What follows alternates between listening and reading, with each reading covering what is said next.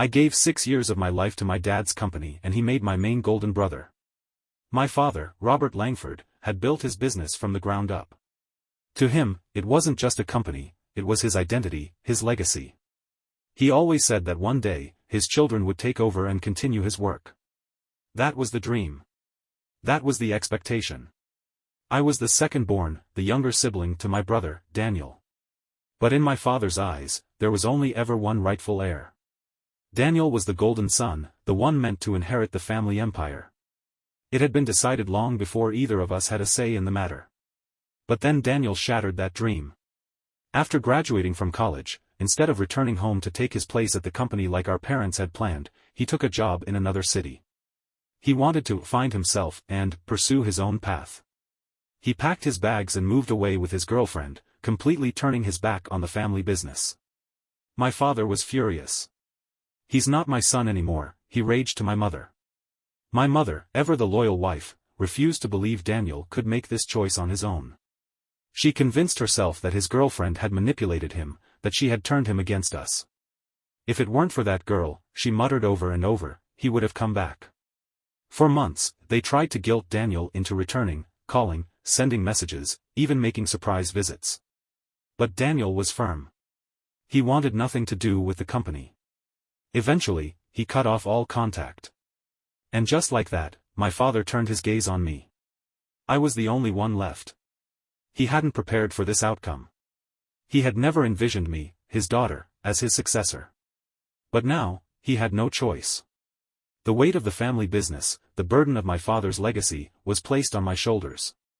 But instead of acknowledging me as his heir, he treated me like a replacement. I was no longer his daughter. I was his other son. It wasn't enough for me to be smart, hardworking, or ambitious. If I was going to be the one to take over, I had to be molded into someone worthy, someone more like him. And that meant stripping away every trace of femininity. No dresses. No jewelry. No pink, no pastels, no softness. "Keep your hair short," he insisted. "It looks more professional. Makeup is a distraction. You don't need to waste time on relationships.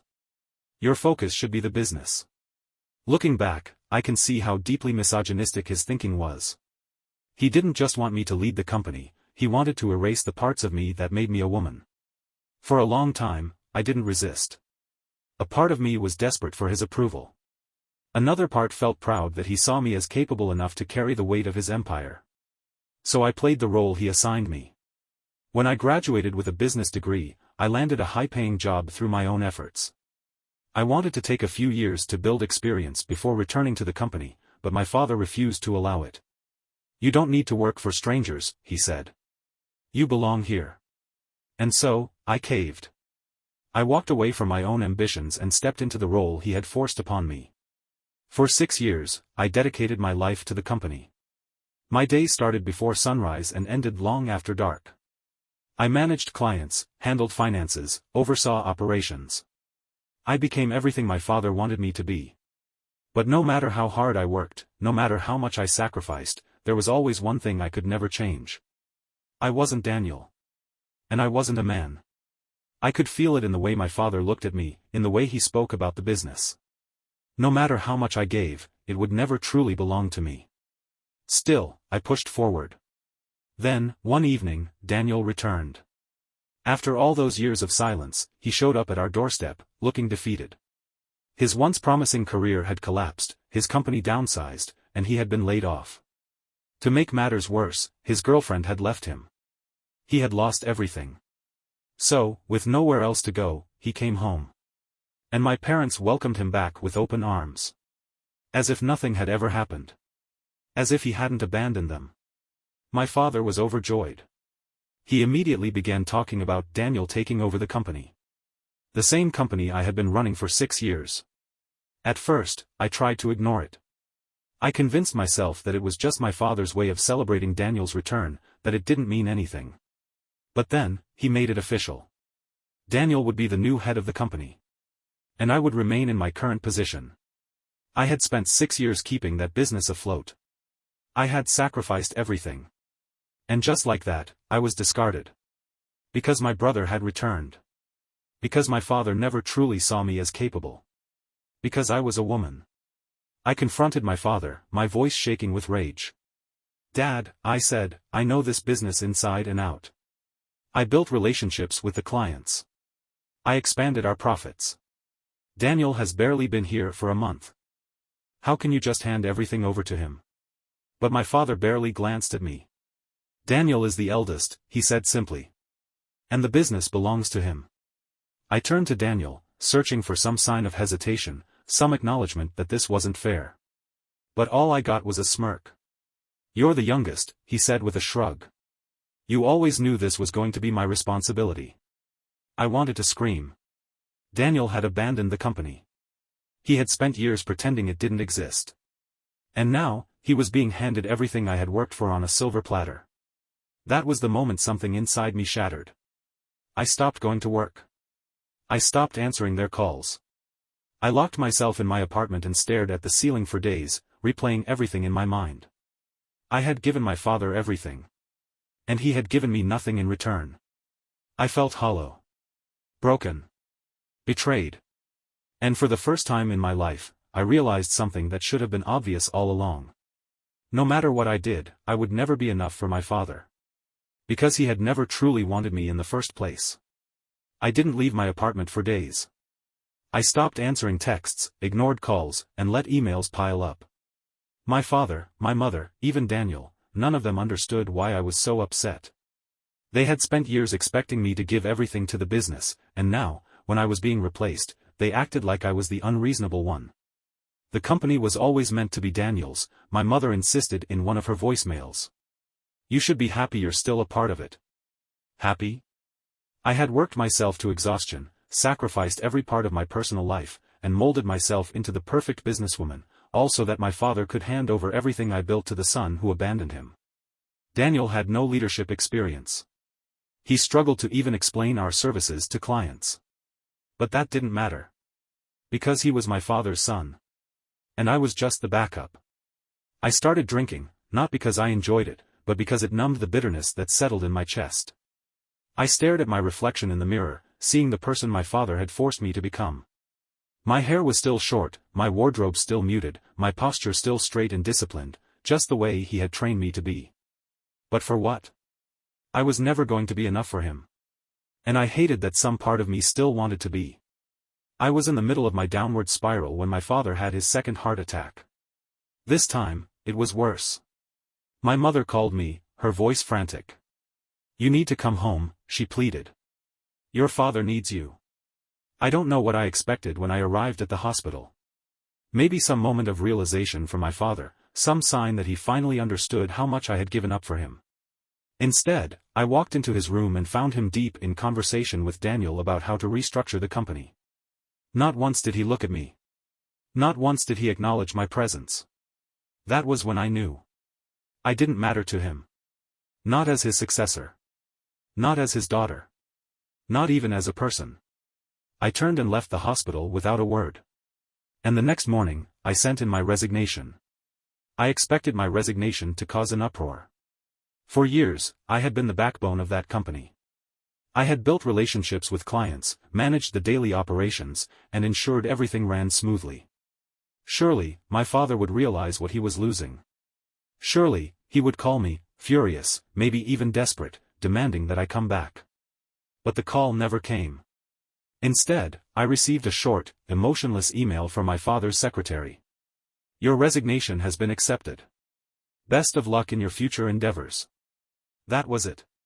6 years of my life. Hundreds of sleepless nights. A legacy I had been forced to carry, one I had molded myself to fit. And all I got was a 2-sentence email. I should have been relieved. I should have felt free. But all I felt was empty.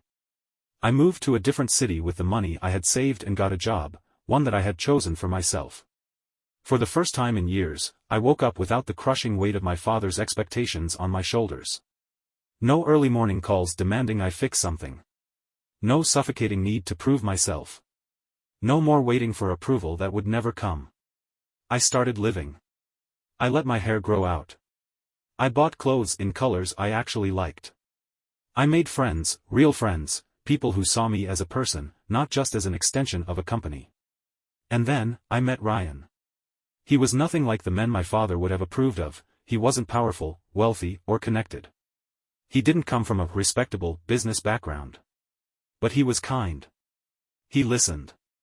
And for the first time in my life, I felt seen. With him, I wasn't the daughter of Robert Langford. I wasn't a failed heir. I was just me. For a full year, I had no contact with my family. Then, out of nowhere, my father called. I stared at his name flashing on my phone screen, my stomach twisting. A year ago, I would have picked up immediately. Now, I let it ring. But my father wasn't the type to give up so easily. The next morning, there was a knock on my door. I opened it, and there he was. But he wasn't the man I remembered. He looked old. His once powerful frame seemed smaller, his face lined with stress. His sharp eyes, always filled with authority, now held something else. Desperation. "Can we talk?" he asked. I should have slammed the door in his face. But a part of me, some deep, wounded part, still wanted to know why he was here. So I let him in. He sat down, exhaling heavily, as if the weight of the conversation was already too much for him. I waited. For an apology. For an acknowledgement of how he had treated me. For something, anything, that showed he had changed. Instead, he said, "I need you to come back." I almost laughed. A year of silence, and the first words out of his mouth were not, "I'm sorry." Not, "How have you been?" Just another demand. "No," I said flatly. I expected him to get angry, but instead, he leaned forward, his voice lowering. "The business is failing," he admitted. "Daniel, he's not capable of running it." I shouldn't have been surprised. I had spent years making sure the company survived. Daniel had spent 4 months ruining it. But I was done fixing their mistakes. "If that's the case," I said, "then why didn't you give me the business in the first place?" His jaw clenched. "You know why." I did. But I wanted to hear him say it. "Because I'm a woman?" I pressed. He let out a heavy sigh, rubbing his temples. "It's not personal." "Not personal?" I repeated, laughing bitterly. "You stole my future and handed it to a man who didn't deserve it. How is that not personal?" His expression hardened. "I built that company from nothing. It's my legacy. I always intended for a son to carry it on." I shook my head in disbelief. Even now, when he was on his knees, when he needed me, he still clung to the same outdated mindset. "Then go ask your son for help," I snapped. "He's not capable," my father admitted. "You know that. You're the only one who can fix this." The audacity.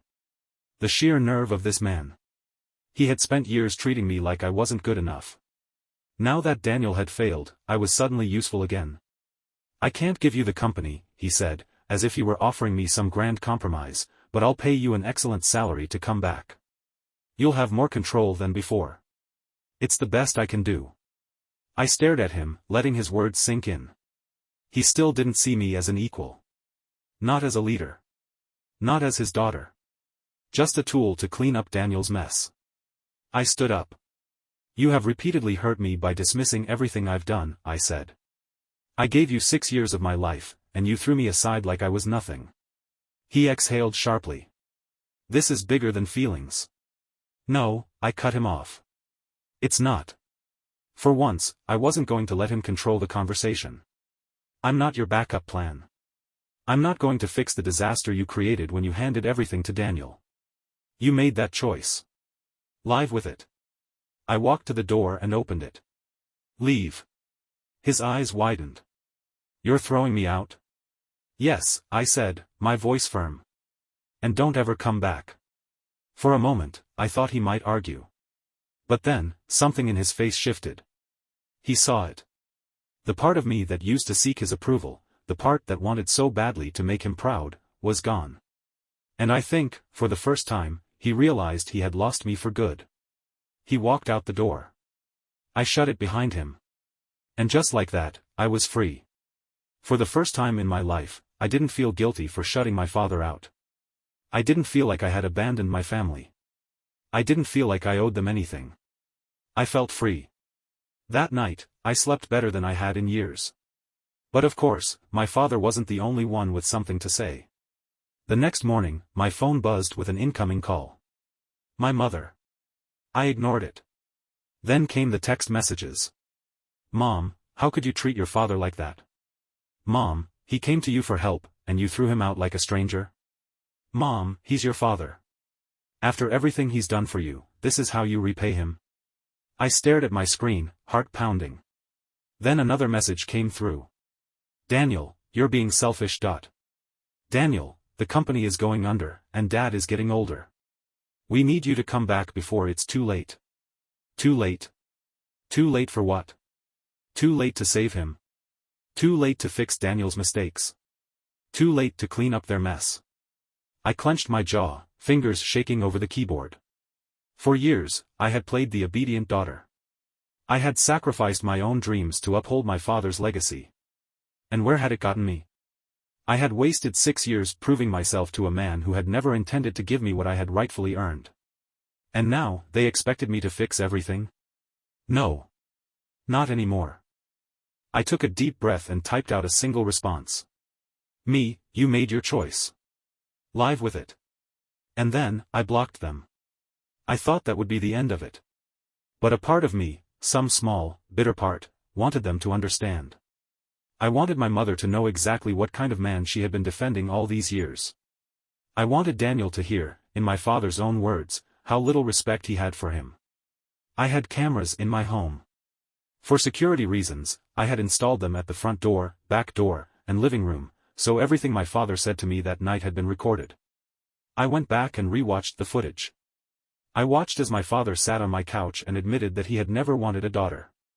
That he wished my mother had given him 2 sons instead of me. That Daniel was weak and incapable. That even now, even when he needed me, he still wouldn't trust me to run his business.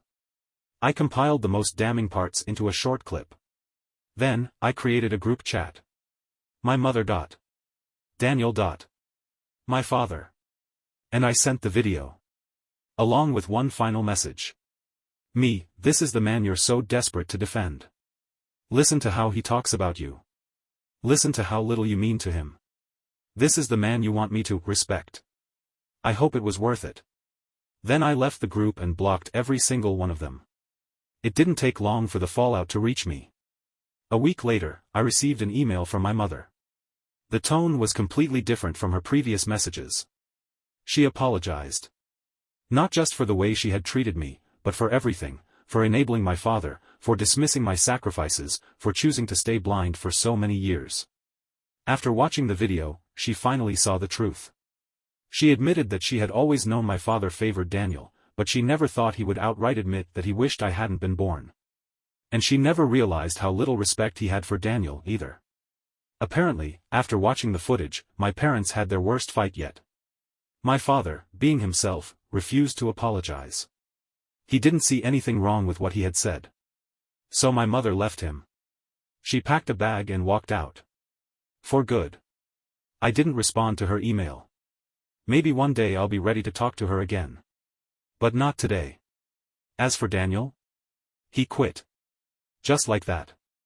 After hearing how our father had belittled him, humiliated him, and never believed in him, he walked away from the company. Not for me. Not because he finally understood how I felt. But because his ego couldn't handle the truth. He gave my father 1 month to find a replacement. And then he disappeared. Now? The business my father spent decades building is crumbling. And I don't feel sorry for him. Not even a little. 1 year later. I don't know what happened to my father after Daniel quit. And I don't care. I've moved on. I have a job I chose. A home I built. A life that finally feels like mine. Ryan and I are still together. He makes me laugh in ways I never thought possible. He sees me. Loves me. Not for what I can do for him. Not for what I could be molded into. Just for me. And that? That's worth more than any business, any legacy, any approval I ever craved from my father. I wasted too many years trying to prove myself to a man who never saw my worth. But I see it now. And I will never let anyone take it from me again. Thank you for watching the video. like it if you watched the video to the end and don't forget to subscribe. Have a nice day.